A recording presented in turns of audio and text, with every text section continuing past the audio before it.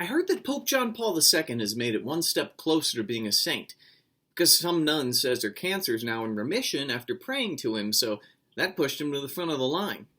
Because of this one woman, a nun. So what? It's that one person, all the other people in the world with cancer. I think he could do better. A lot better than just one person being cured. But a lot of them have prayed to him too. Especially now after hearing about this one woman getting cured after praying to him. I mean, only one person gets cured after praying to him? And not even cured. In remission.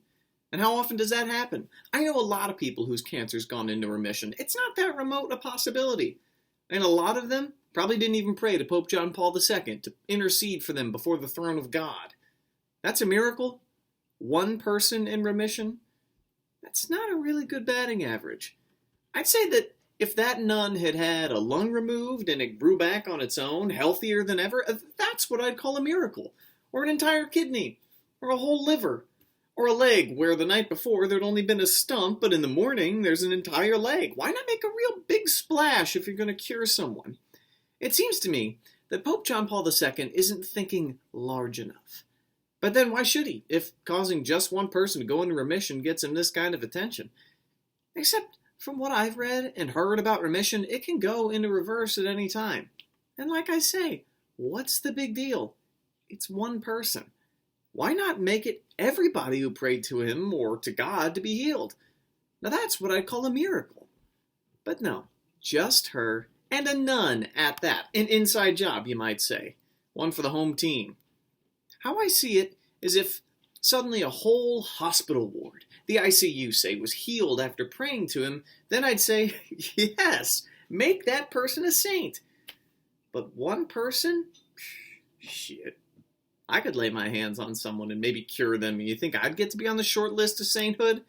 You know the answer to that. The church would be completely filled with doubting Thomases. Look at the ringer they put Jennifer Jones through in the movie The Song of Bernadette when she saw the Virgin Mary and had a huge cancerous tumor on her leg and never complained about it, not once, and that convinced Gladys Cooper that she really had seen the Virgin. But because she said, this nun said she prayed to PJP II, no disrespect, but saying his whole name's a real mouthful, and anyway, you know who I mean, but because she said she prayed specifically to him and then her cancer went into remission, ooh, it's clear sailing for him. I really think it should be more than one case. A whole wing of invalids throwing down their canes, maybe a whole town. And after all, she was taking medicine, so maybe it finally kicked in and worked. I've had that happen with some headaches I've had, 5, 6, 7, 8 aspirins and nothing. Then suddenly, boom, gone. Why does God have to make it so damn hard for us?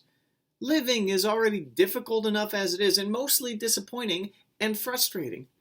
It seems to me, if more than one person was cured, like, say, hundreds, everybody would be converting and changing the way they were living their lives to the way the church wished they were living them. But what's the point in curing just one person? Just one! Every so often, every now and then, whenever he feels like. Nothing better to do, may as well cure someone. It's like buying a lottery ticket every Friday on the off chance it'll be you who wins that week.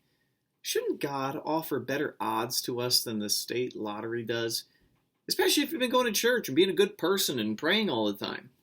I know I should be happy for this woman, this nun whose cancer went into remission, and I am, basically. But I can't help myself from thinking about all the other people whose prayers he didn't answer. Should we be making a saint out of someone who isn't good about spreading the wealth and sharing the goodies? Doesn't sound like a very good saint to me.